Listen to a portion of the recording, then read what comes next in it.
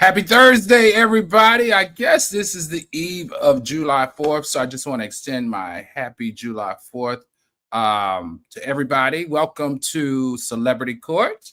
I'm Al Reynolds, and I will be your judge. And this is where pop culture meets the rule of law, and you, guess what, serve as our jury.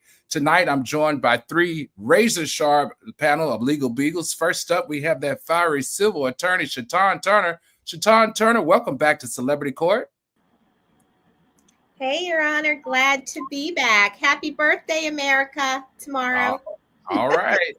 Next up, we have the civil attorney from Fort Lauderdale, Florida, the author of Shit They Never Taught You in Law School, Jason Weiss. Jason Weiss, welcome back to Celebrity Court.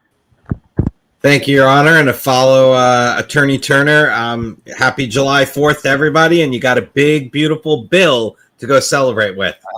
Yeah, let's not talk about that. And last but not least, humorist at law who missed us last night, but we're glad he is safe and healthy tonight. Joining us, Sean Carter, welcome back to Celebrity Court.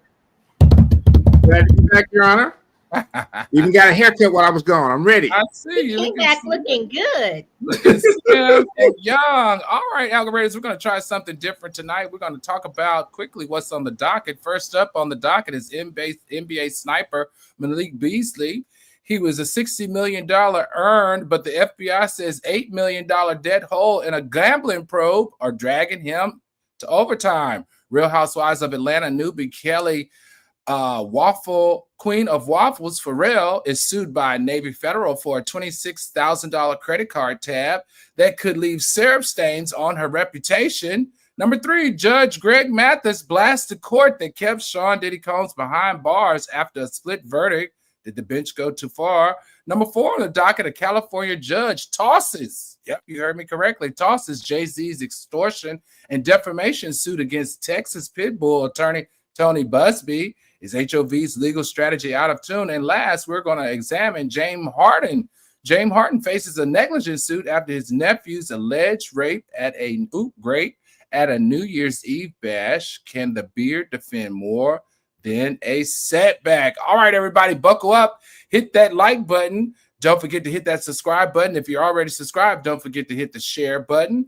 And also jump down in those comments and turn on your notifications, because every gavel strike here echoes across the timeline. Drop your verdicts live as we talk about them. Tag a friend who loves the scandal. And let's prove once again that the hottest courtroom isn't on the federal docket, but it's right here on Celebrity Court. A public opinion court is now in session.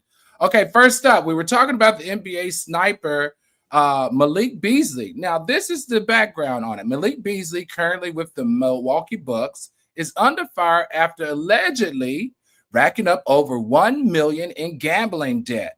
And it's not just bad press, it's actual lawsuits. They say 2 Las Vegas casinos are suing the baller, claiming he failed to repay major lines of credit, one being $500,000 to Resorts World, and the other being $421,000 to the Cosmopolitan. Both suits accuse Beasley of breach of contract and fraud, alleging he issued bad checks in an attempt to settle. I didn't even know you wrote $500,000 checks. That's interesting.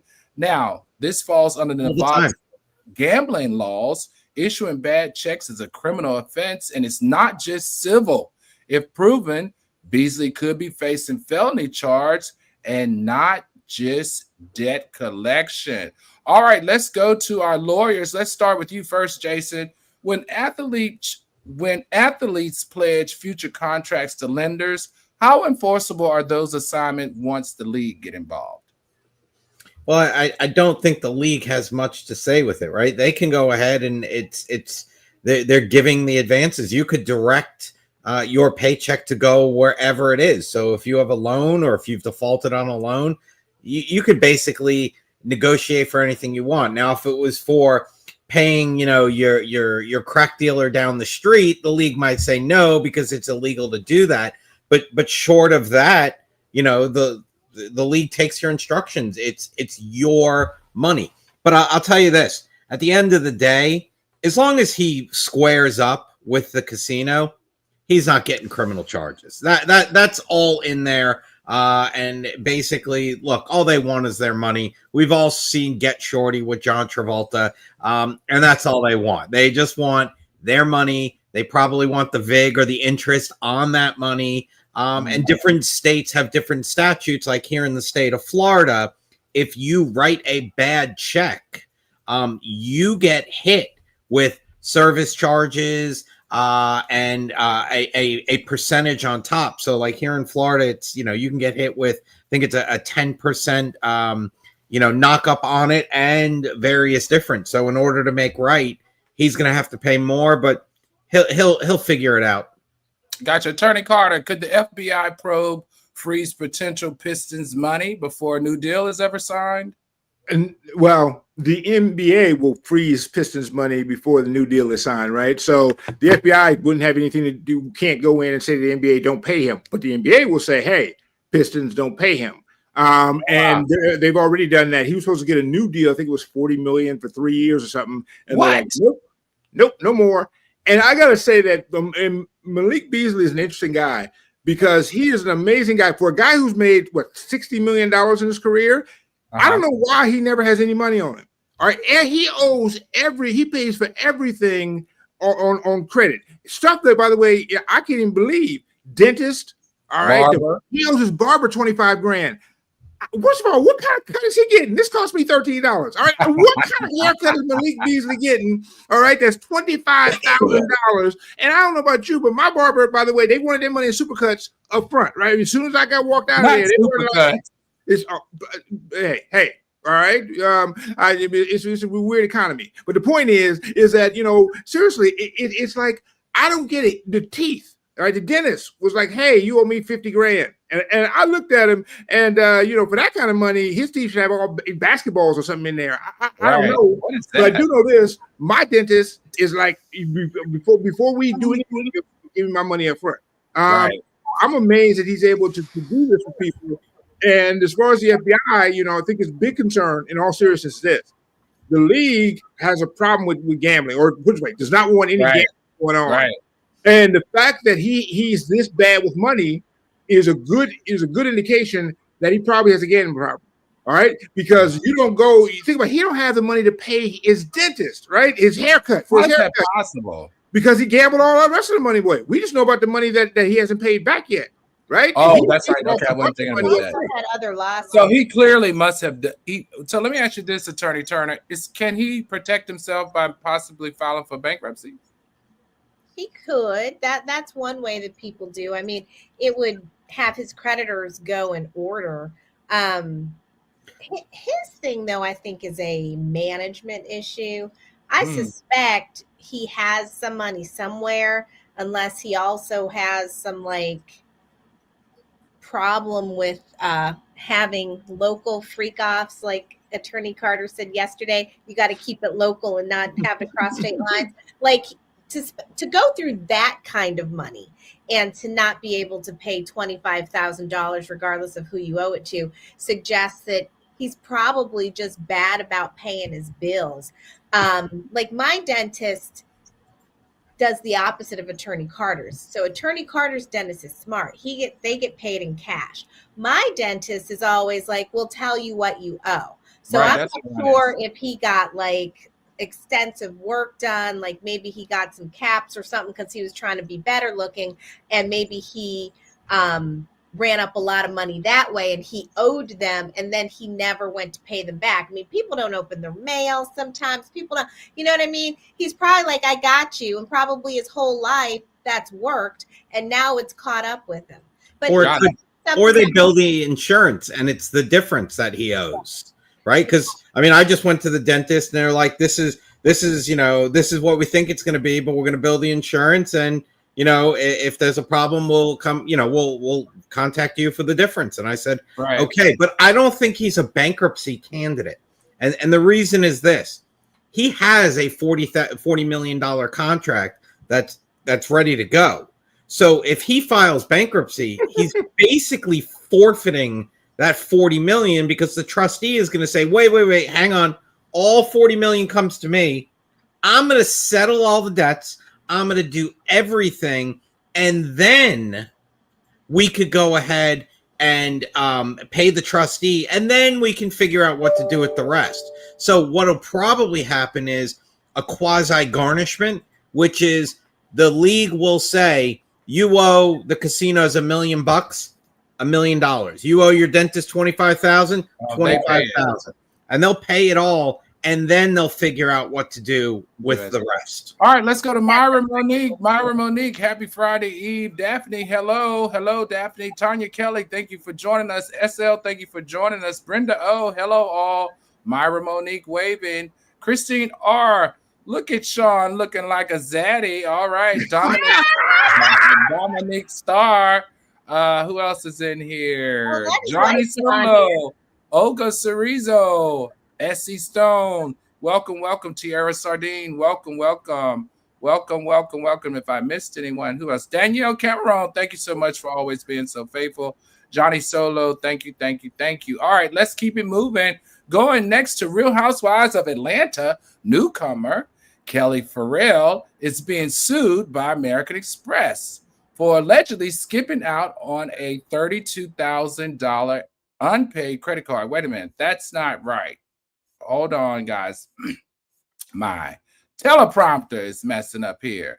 All right, she got served by Navy Federal. It says she owes $26,434 in unpaid credit card dough.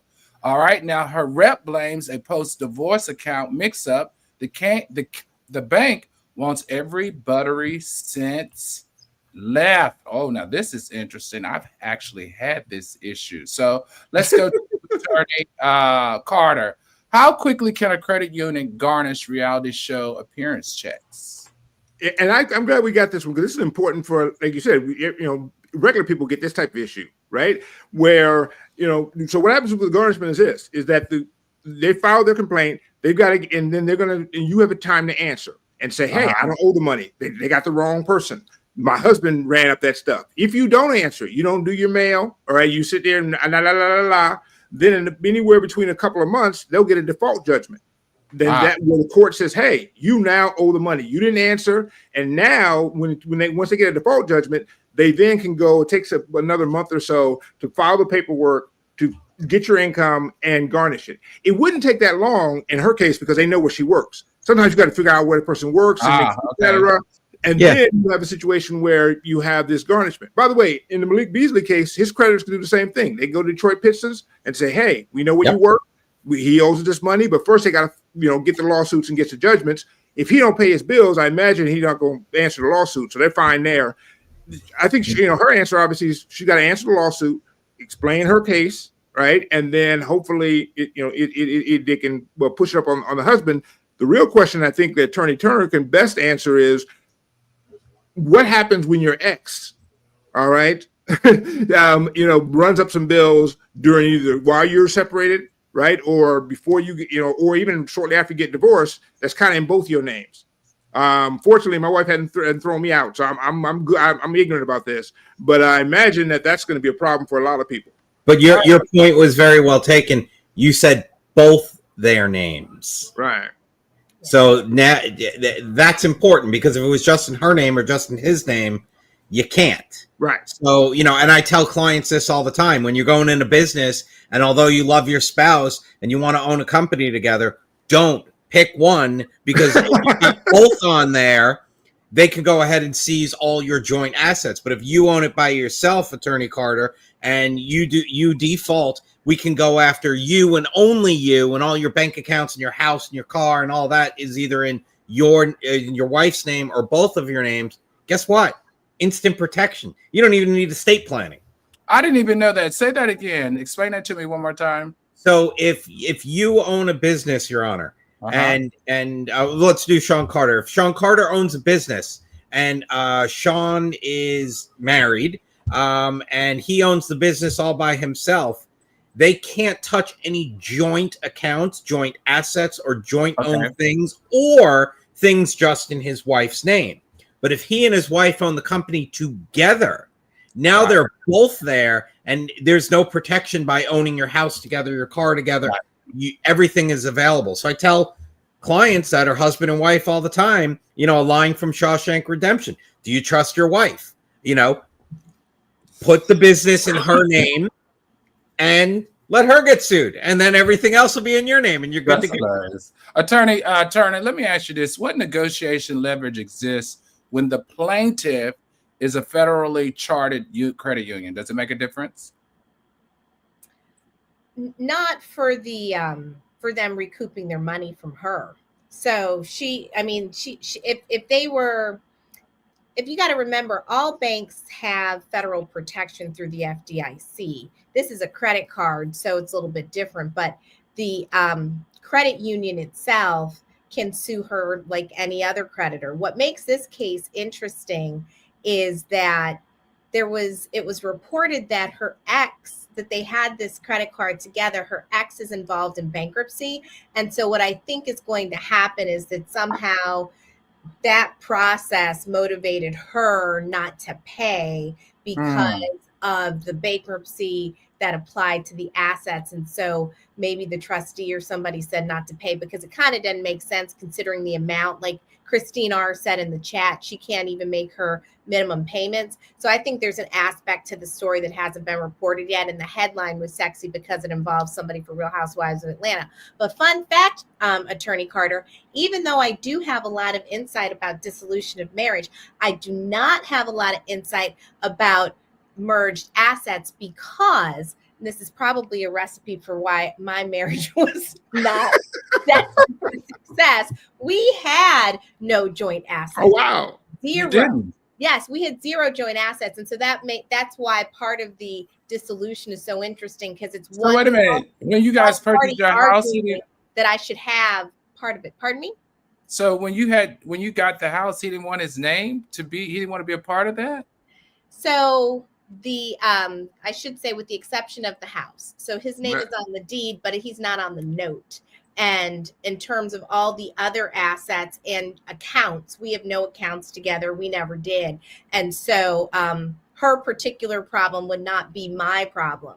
But I will say that for the algoriters who are trying to have a combined life and stay married, it makes sense to have joint assets. I'm sure that Attorney Carter and Attorney Weiss did because it was very, it's about merging households. We just never did it. It would come up and then we didn't do it. I think now he's probably wishing that we did. The problem when you break up and you don't have any joint accounts is you leave with the money you have in your account and then you have to try to sue to get the other person to give up the money. It's far more difficult than if you actually had joint accounts and then you could have access to the inflated income of the other person. So Christine R says she loves her Amex and she will never not pay that bill. Such amazing customer service and perks like points. She says she'll put her toes on OnlyFans to pay her Amex bill. Essie Stone said, did the men get haircuts? You all are looking good. Shaitan is beautiful. Love her. Smile.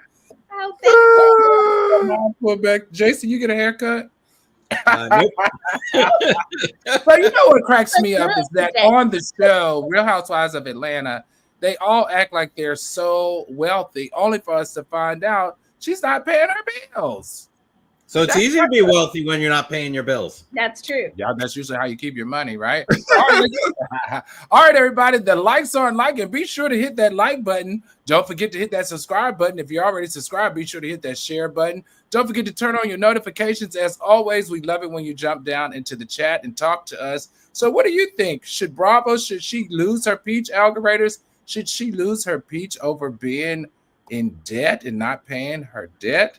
Drop down in the chat and let me know if this should affect her ability to keep her peach. All right, coming up next, TV's no-nonsense courtroom legend, Judge Greg Mathis, is weighing in on the Diddy drama, and he's not mincing words. In a public statement, Mathis told Diddy to fall back and accused him of creating a toxic culture that hurt other people. Mathis made it clear this isn't just celebrity gossip. These allegations deserve accountability. All right, so let me ask you this. So in this Instagram, let's hear what he's got to say. I mean, he's now, always you know that Sean Diddy Combs has been convicted of interstate transportation of prostitutes, two counts and has been denied bail. Although I really am concerned about the assaults against the women, particularly disrespecting black women as such, we must go with what he has been convicted of and respect the jury. And as I had predicted, he should be convicted after hearing and closing arguments of only the 2 counts of interstate transportation of prostitutes. We'll see in the future. Listen to us this next week on the Mathis verdict, as we'll talk about the entire case and the sentencing. The sentencing guideline for a first-time offender is 21 months to 27 months for each count. We'll see whether they're consecutive, whether they're concurrent, or if he deviates from that first-time offender assessment or sentence, if you will. Stay tuned. So let's go to you, Attorney Carter, real quick. According to how that judge responded to the sentencing and not letting him out, do you think he's going to stick to the no priors 21 to 24 months? Yeah, and there's some debate about whether it's 21 to 24, whether it's 36 to 54. The bottom line is simply this, is that I think what the judge did signal yesterday is that Diddy is going to serve more time than he's already served now. Yep. And because otherwise he might have been inclined to let him out on bail, come back for sentencing, say time served. He obviously, but think about it this way. Let's say the judge is only going to give him a year.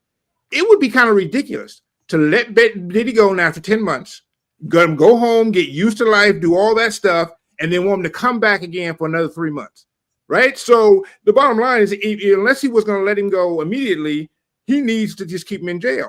And normally the bail provisions apply more to people pre-trial, because the idea is that we give the presumption of innocence. So if you have the money, we'll let you out. You know, you're not a flight risk, you're not a danger, we'll let you out on bail. But once you become convicted, we don't have any presumption of innocence anymore. And the safest thing to do is to put you back in jail. And if you're already there, we're going to keep you there. It's just easier for everybody. Why have to move cells? And you All said, right, so hold on 1 second. I need for somebody to break this down to me, because I keep getting confused when I hear all these different lawyers. Tell me then, okay, say he comes back on the 8th and he announces that his sentence, right? Because that's what he's getting, the sentence, and say he gives him 28 months. Right. Will he get time served, which is he will already have served 8 at that moment? A year. Well, it depends on what the judge says. The judge may say, I'm giving you a total of 28 months incarceration. And at that point in time, it'll be, I think, 13 months. So he'll say, so you've already served 13. You have no. He hasn't served 13 months yet. No, by then he would have. He's already he's been in 10 months now. See, this is where I get confused. Isn't he getting his sentencing on the 8th of July? No, the 8th of October. Oh, the 8th of October. Remember, so by then he will be in 10 months. The Department of Corrections gets 90 days in federal cases to go ahead and do that. And then it's 30 days later so the court can examine it. So basically, he's looking at 3, 6, 9, 12, 120 days more. So that's going to get him to, let's say, a little over a year, right? He's going to be at 13 months at that point in time. The judge can then say, I'm sentencing you to 28 months. However, you've served 13. You have 15 more to go. I don't. They can also make him serve it concurrently, meaning it's 2 charges. So if both charges got 28, he could serve them at the same time. So he would only be in jail for how many months? That would be 15 months left. 15 months. Now, I think he's going to get the concurrent. I do believe that. But, you know, look, the defense is arguing it should be 15 to 21 months. The federal prosecutors and the sentencing guidelines say that it should be 51 to 63. So I have a feeling the judge is probably, my guess is Diddy's going to see the time now, and he's going to get about 36 more months on top. That's my guess. I think he's going to be sentenced to about 4.5 to 5 years total, and he's going to have to serve another 3. All right, let me go to you real quick, Shaitan. But one thing I would say is, if I was teaching, you know, when I was teaching the law school, I would say never forget that there is judicial discretion. So I think that it's probably going to play out the way Attorney Weiss said. However, the judge could look at both of these recommendations and say, you know what? I'm not going to be bound by this because I was so offended by some of the activities after. And also remember, the judge can also use conduct that came out for the acquitted charges. So that's the part that's I didn't know that. What does that mean? Say that again. The evidence presented to the court can influence the sentencing. Even though he was found not guilty. Right. It's risky for the judge to rely on that. And I think for the algoriters, right, you don't want that to happen because you only want your conviction. Well, don't go to jail, algoriters. But if you go to jail, you want your conviction to be based on the crimes that you're actually convicted of. But the judge can't unhear or unknow the other evidence. And in this case, the potential for each of those charges is 10 years apiece. So even though the prosecution has said, we think 5 years and a couple months is enough, the judge could say, well, I want to go to these 10 years because that is allowable. And there were other things that were presented that disturbed me. Okay, let's stay right there. Hold on. I love this conversation. Let's stay right there for 1 second. So can the judge, in essence, look at the domestic abuse allegations and decide to let that weigh into how much they give him? Yep, these are all considered factors. Within the bounds of what's allowable. So in the 10 years for each one. So the judge can't just come and say, you get 25 years because I think you're a bad guy, right? He's not on trial for being a bad guy, but he could choose to ignore the recommendation of the prosecution. So that's what I'm asking. So could he say, because the prosecution, they're saying he's a first-time offender. This is what usually is the time that you get your sentence to if you're a first-time offender. Can a judge say, okay, I understand that this is the normal guideline of first-time offenders, but we all saw that beating of Cassie. Can he say just that alone makes me want to not stay within the boundaries because it lasted so long of just a first-time offender sentence, which was 28 months? What he would probably say is there are extenuating circumstances that motivate me to not comply with the sentencing guidelines because this isn't your typical first-time offender. However, to say specifically that it was that. Right, that would likely result in them appealing and winning because they would say, you know what, this was an unlawful conviction. So the judge has to be careful about what they rely on. But I mean, you've seen in other cases where the judge has said, you know what, this is, to your point, we all have seen things here, and maybe there's some things, because we weren't in the courtroom. Too bad Attorney Redwine's not here. I'm not sure specifically the evidence that they relied upon for the transportation of the prostitutes. Like I said yesterday, that he was basically convicted of giving someone a ride, but maybe there were some facts that were presented in conjunction with that might give rise to, you know what, it wasn't just like regular transportation. It was, Okay, Jason, what were you saying? So there's aggravating factors which allow you to extend it, and there's mitigating factors that allow you to close it. So like when he was on trial, right, they're not allowed to say that, he did all these bad things in the past, so you need to tack that onto him now. No. But the judge can say, you did all this bad shit before. I heard about all of this stuff. I don't think you have remorse. I don't think you have anything. And he can give him up to 10 years. He can't give him over 10 years, but he can give him up to 10 years per thing. So he could say, you're the worst guy on the planet, and the worst I can punish you is 10 years, and I'm going to run them consecutive instead of concurrent. And he could do that. Well, there is one limit on this, because Jason's absolutely right. What happens is the judge looks at it, and there's literally a table. You can see it. You can pull up online, and it says if you're this person, that person, you go up here. And if you're a second offender, you go up here. And if you're a third-time offender, you go here. And then the judge can say, okay, if you're a violent offender, right, we can move you up one more notch. If you are not remorseful, we can move you up one more notch. And what the judge can't say is, because you're so bad, I'm going to move you up all the notches. All the way to the top. He has to be able to justify every one of those notches up the way.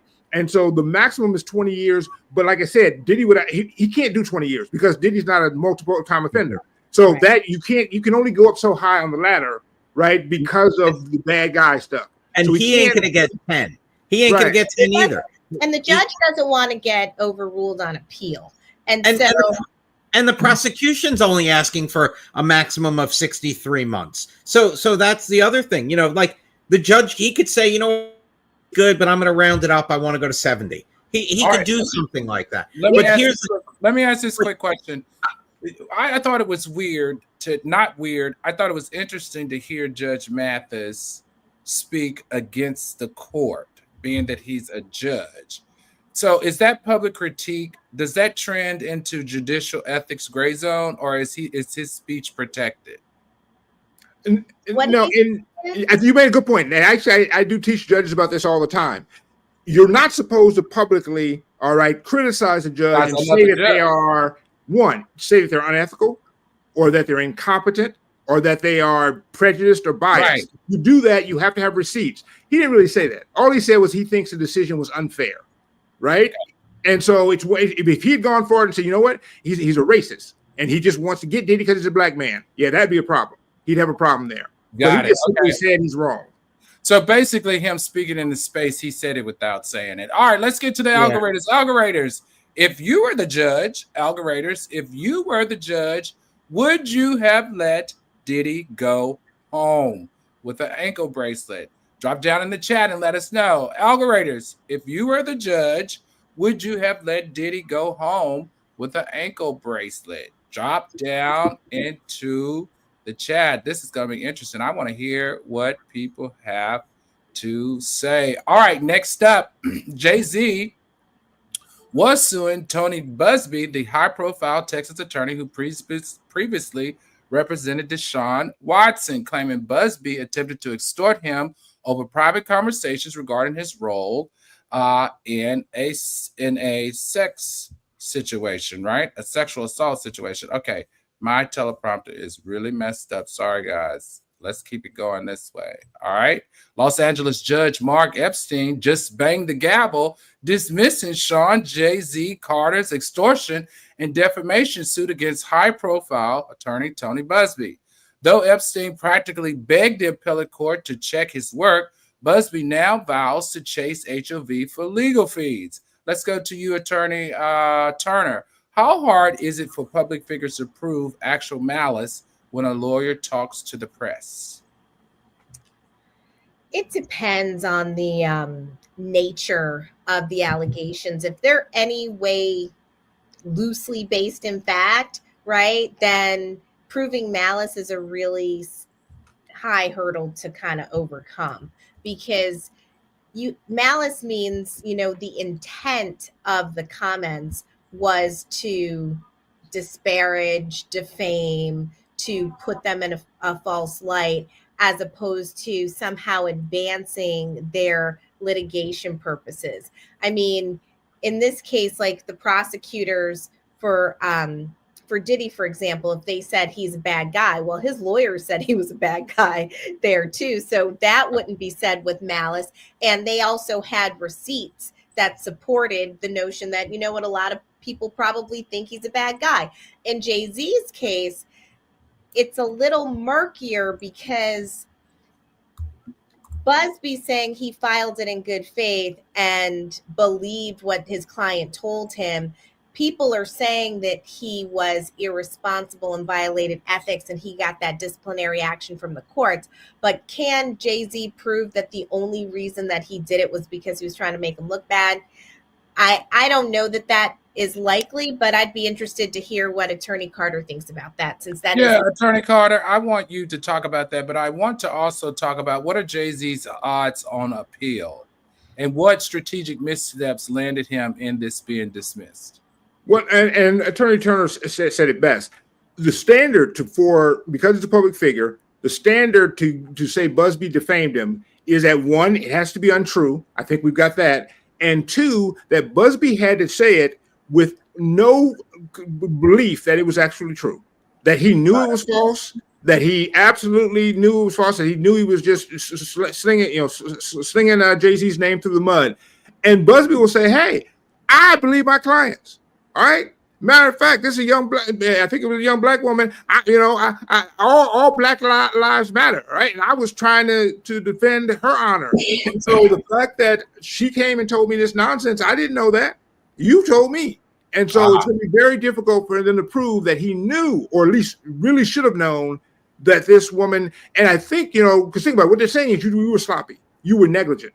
And that's not actual malice, right? That's negligence. That's different than knowing you're doing wrong. And so I think, in fairness to him, he'll probably get off here. Now, the question is going to be, if 7 more lawsuits get dismissed on his behalf, does the eighth person get to come in and say, hey, you happen to be wrong quite a lot, right? Maybe it isn't just an accident. And so, but for the first time, he's going to be good. And by the way, he's got 3 more lawsuits he filed last week. 2 are saying that men had been drugged and essayed at Diddy parties. And the thing that's interesting is we heard a lot of things about Diddy in the case, a lot of bad things, a lot of crazy things, a lot of freaky things, but nobody alleged, even in the case, that he was have anything to do with men, that he was in any way touching them, assaulting them, etc. He's directing the men to be with women, but not with him.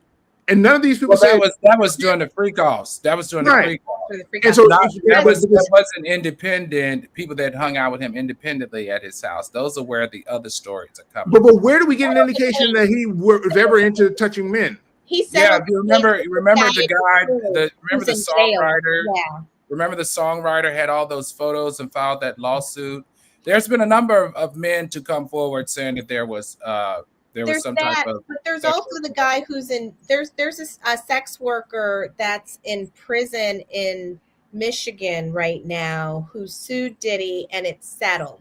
We talked about this. Remember, he said he woke up and he was injured. That guy, and it's settled. And the interesting thing, Attorney Carter, is even though Diddy's camp denied it, for whatever reason, Diddy went to visit that person in jail because they had a record of it. So we talked about that, I think, like last September. So some time ago. All right, Christine R said, I side-eye anyone who hires Tony as their lawyer. All right, Jason, I want to go to you because before all of this Diddy stuff, Tony Busby was actually a very well-respected lawyer who held license in multiple states, has jurisdiction in multiple states, and would be considered, and if you go to his website, he's the top lawyer, has made the top lawyer list year after year after year. Has this participation in the Diddy trials and bringing all these lawsuits that eventually get dismissed, is it working against his credibility now as a very astute lawyer? Look, I don't think he was that astute and that credible to begin with. I think he got some good cases, some high profile cases, right place at the right time. I mean, look, he's taking pictures of himself on jets and doing all that. So when you portray yourself, and we were talking about that earlier with the Real Housewives, when you portray yourself of having all of this, you must be successful. So you must be good. And heck, let's go with it. I think he's gonna if they look this one victory over Jay-Z. Okay, I'll give him that one, and he's gonna get some fees out of it, and we're gonna see what happens. But he keeps losing on the other ones. So he hasn't really won on the offensive. He won on a defensive. And I don't think Jay-Z cared. I think Jay-Z just wanted to go ahead and make Busby work, make Busby be distracted. I think he definitely cared. He definitely cared. That billionaire couple cares about one thing, and that is their image and their brand.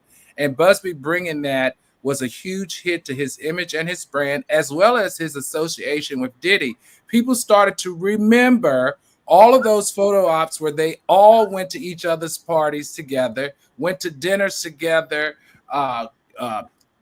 signed artists together, and all of that. He doesn't want any type of association with Diddy at this time while he was on trial, and Busby put it in the front seat. And he didn't like it. Your Honor, though, I think the point that Attorney Weiss was making wasn't that Jay-Z didn't care about the merits of getting it dismissed. He absolutely cared about that.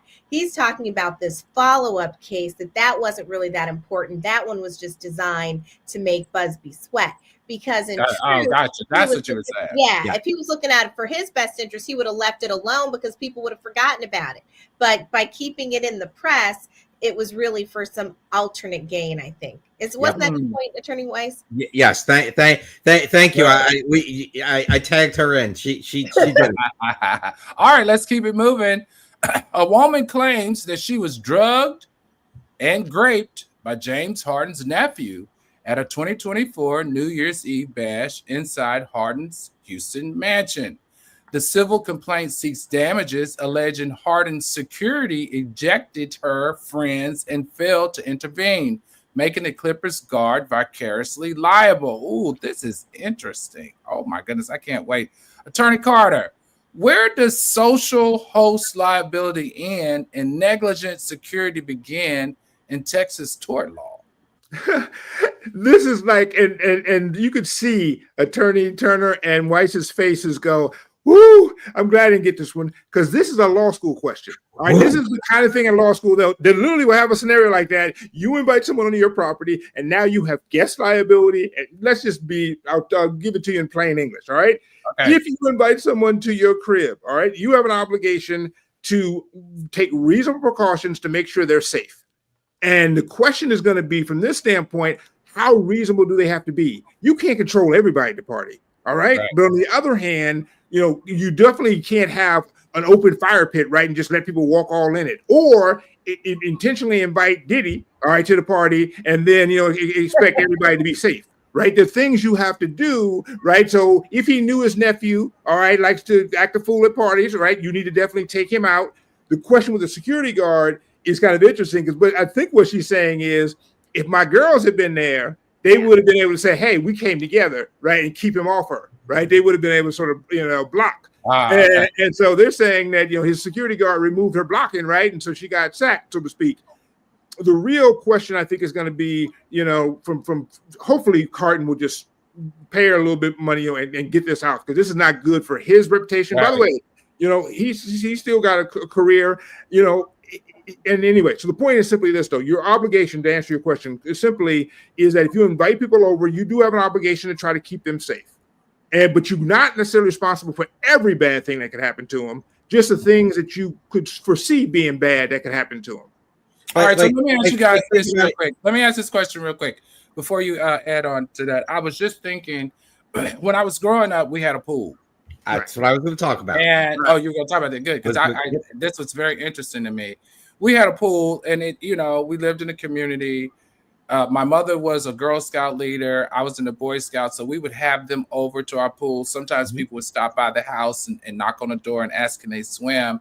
And my mother was very vigilant about not allowing people to swim in the pool unsupervised. Or she just was like, we got to be very careful, because if something happens to somebody, and whether it was accident or planned, we would be held liable. So is this kind of how that happens here, Attorney Weiss? So that's called the attractive nuisance doctrine that we all learned in law school. And that's basically, you look at something, and what a kid or what a neighbor or someone driving by go, ooh, I want to swim. Ooh, I want to jump on that trampoline. So you have an obligation. Here in Florida, if you have a pool and your house was built, I think after 1970, which I think that's, it's an artificial date, right, but you must have some sort of fencing around your property with a pool. Now, when my kids were young, even though they would swim, we'd still have the pool fence, and my yard would be gated in, but just having it gated in was good enough. So again, if you're having a pool party, right? So I know if I want to rent out the clubhouse and there's a pool there, and I'm going to be having kids and any kids under the age of 15, I must hire a lifeguard or I'm not allowed to use it. Right. So in this situation, they had security, right? The security was there to protect people and do all this. For some reason, the security did not allow her friends in. Who knows? The friends could have been sloppy drunk and they said, Right. we're not doing it. It could have been that they were only allowed 150 people in the house and they were 151, 152, 153. You don't know the answer to it. So there's a lot more that's going to come out. And because Harden isn't the one that is actually the graper, I think he'll come out of this okay. But it's going to cost him money and he's going to go smack his nephew in the head. All right, let me ask you, Attorney Turner and Carter, can he use his homeowner's insurance to quietly cut a settlement check, or would he have to do more than that?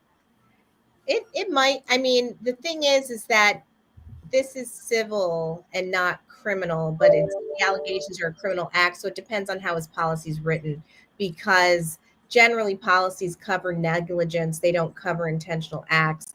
And so it really depends on how it gets admitted. There's been a lot of press about this, so he might have trouble getting coverage. But I wanted to follow with Attorney Carter and Attorney Weiss's like law school thing, because I used to teach law school, so it's fascinating. The reason this case makes for an excellent law school question is because, one, I actually wonder whether friends didn't get in because somebody said they weren't cute enough, right?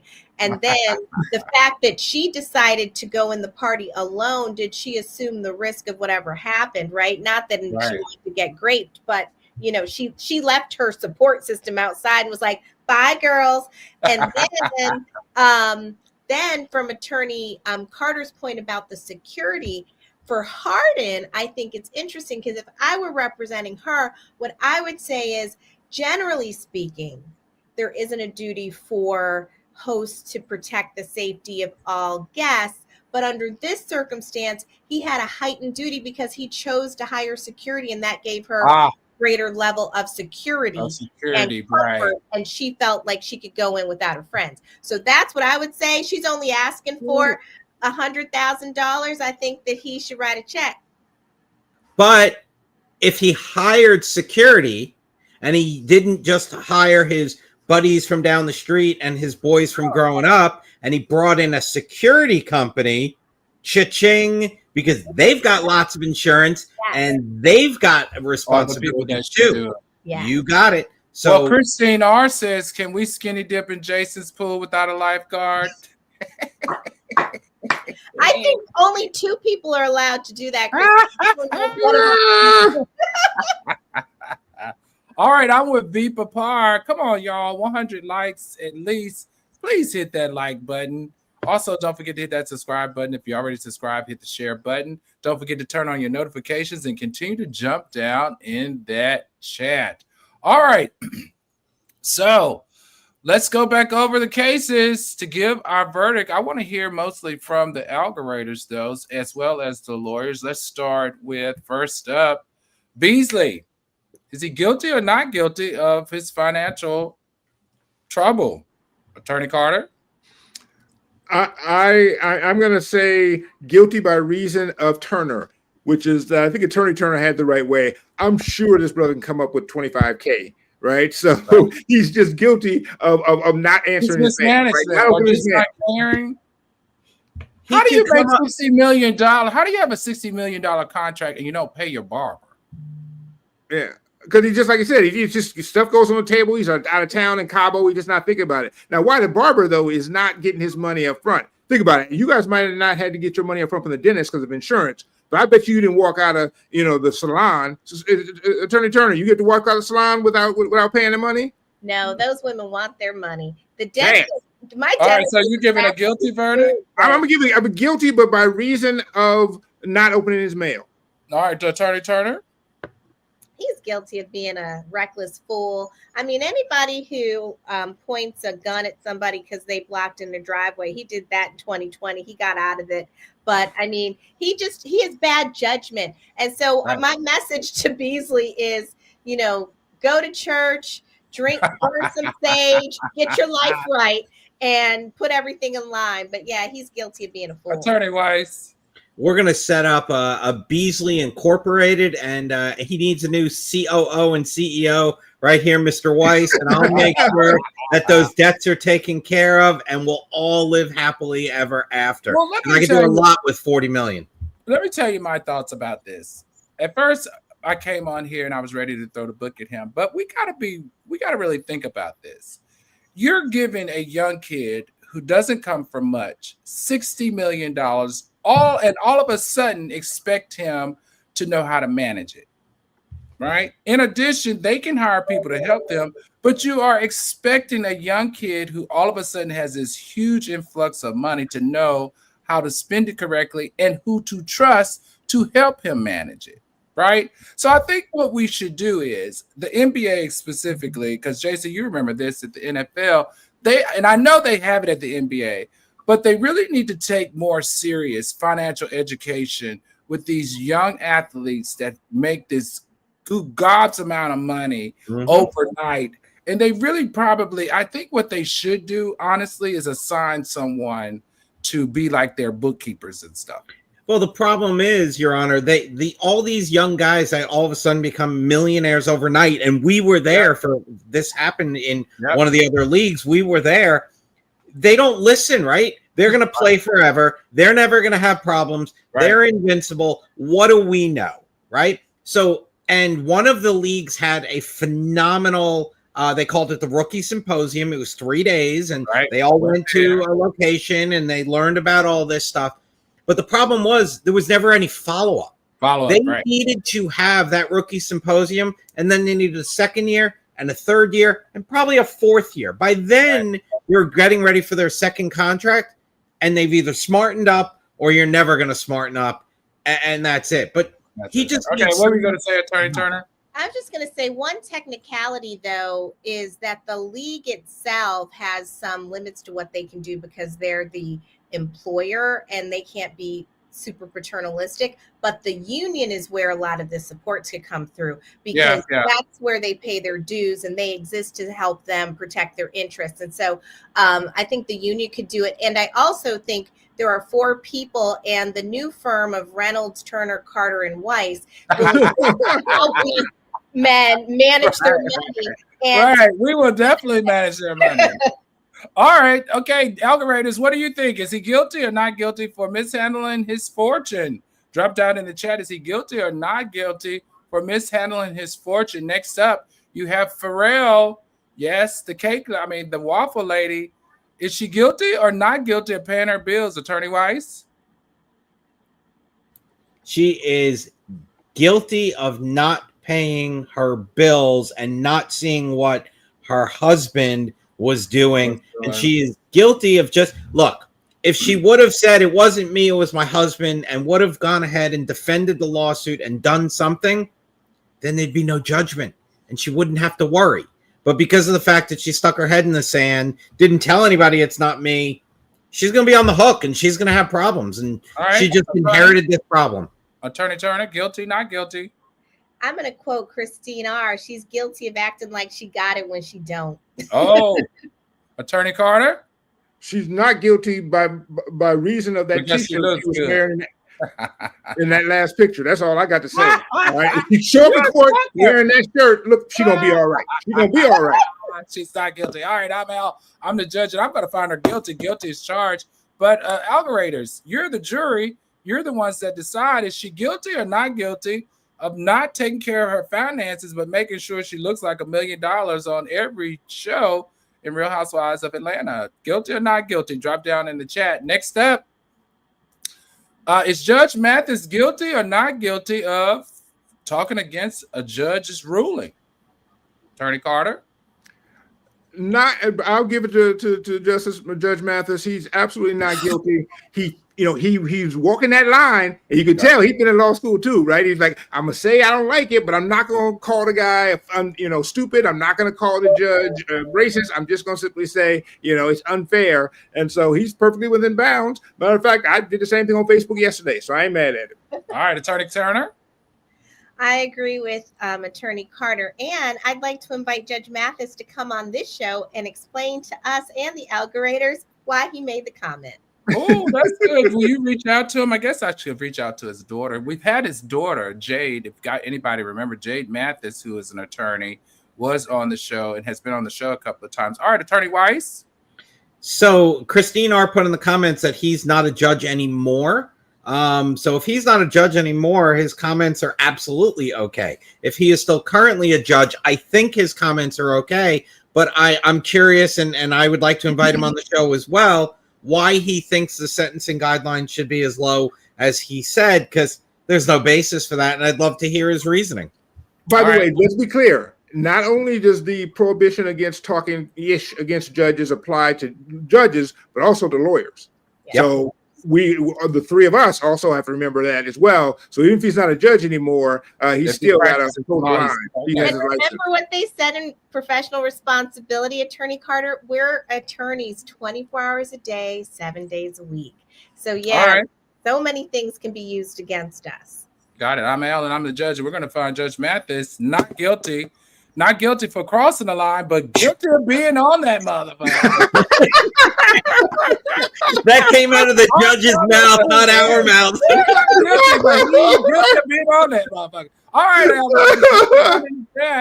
Algorithm, drop down in the chat. Is he guilty or not guilty? Drop down in the chat. We want to know what your thoughts are. Next up, Busby. Is Busby guilty or not? No, wait a minute. This is Jay-Z. Jay-Z got thrown out. So is Busby guilty or not guilty in this case of trying to defame Jay-Z, according to the law? According to the law, Busby is not guilty. I mean, that's what the court found, and they used, and it would take a whole show, but we'd have to talk what the anti-slap is, and that's basically just filing a lawsuit to go ahead and basically keep people down. I mean, that's what it is. Like, oh, if you do this, I'm going to sue you.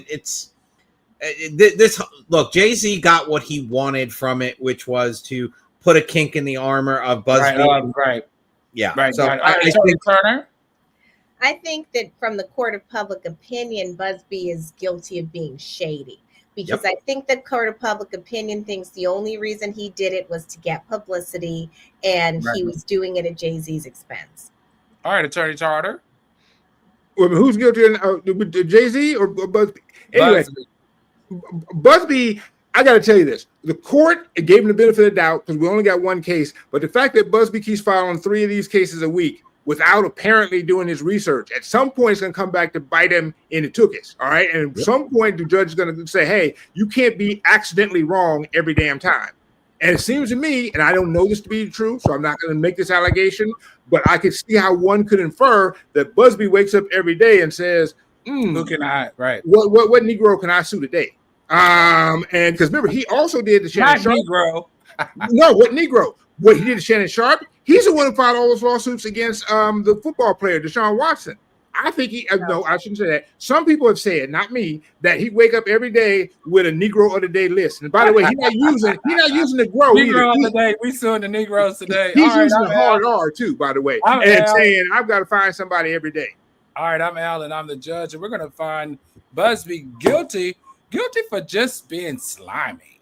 But we need to make sure that the Busby doesn't go after the real Sean Carter. That's what we got to make sure of. Exactly. All right, algoritms, what do you think? Is Busby guilty or not guilty of using his legal standing to ruin people's lives or try to ruin people's lives? Next up, we have, last but not least, Harden. Is Harden guilty or not guilty for not really paying attention to what's happening in his house? Attorney Weiss, what say you? You know, I think, look, if he didn't know that his nephew had tendencies to pull grapes off the vine, then I think it's just bad. Sorry, bad spot.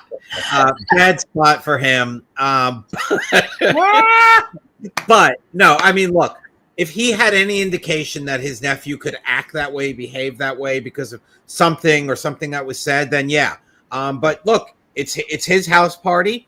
He's got to be responsible, but he had security. And, I think, his insurance will pay something and this is going to go away. And I think his nephew might have some problems, but he'll be okay. All right. Johnny Solo says, Johnny Solo is finding everybody. Guilty, take her peach. Guilty for Mathis, take his gavel. Attorney Turner, is Harden guilty or not guilty? I gotta say, I don't know if I'll be able to eat grapes the same again. Okay. Thank you for ruining that for me, Attorney Weiss. Just drink it. It's okay. Just drink it in wine. It's not a grape thing. There you go. But yeah, in terms of Harden, I think he's guilty of not reading his circumstance. He's a rich guy. He had a party where he invited a whole lot of people. He's lucky that's the only thing that happened that was actionable, quite frankly. And so I think that he might need to just, keep his circle smaller and party with people he knows, except for his nephew, who clearly has a problem. All right, Attorney Carter. Well, by the way, we should be clear that the nephew has not been, at all adjudicated as being a rapist, right?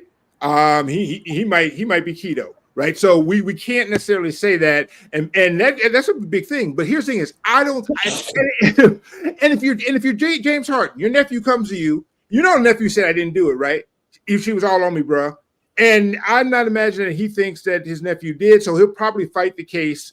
When I think what he should do is talk to the insurance company, and like Jason said, the security company. Say, I hired you guys to handle this. You guys deal with all this stuff. On them. I got a beard not to shave. Yeah. All right, and so hopefully he'll do that. All right, I'm the judge here. I'm going to find Harden guilty for not being smarter. You're too long in the tooth. You've been doing this way too long. You paid off I'm just assuming, allegedly, have paid off people in the past who've tried to set you up. These parties at your house, buddy, let's take them somewhere else so the liability goes to someone else. Because why? Stuff like this happen, and it's not a good look. Let's go to the algorithms. Algorithms, is Harden guilty or not guilty for negligent supervision? What are your thoughts? Drop down into the chat. All right, there you have it. Millions in unpaid bills, a rapper's courtroom chess match, a judge turned pundit, and a party that allegedly turned predatory. Fame may buy table service, but it doesn't buy immunity from the law or from us, the court of public opinion. To my legal beagles, thank you for translating the legalese into real talk. To everyone streaming, tweeting, and side texting, remember, justice isn't a spectator sport. Your comments steer the conversation and sometimes even the headlines. So hit that like button. Also, don't forget to hit that subscribe button, ring the bell on your notifications, and most importantly, share this session with the group chat jury you trust. Court is now adjourned. Until the next celebrity thinks the rules don't apply, I'm Al Reynolds, the judge. Stay loud, stay curious, and keep those verdicts coming. Thank you for joining us tonight.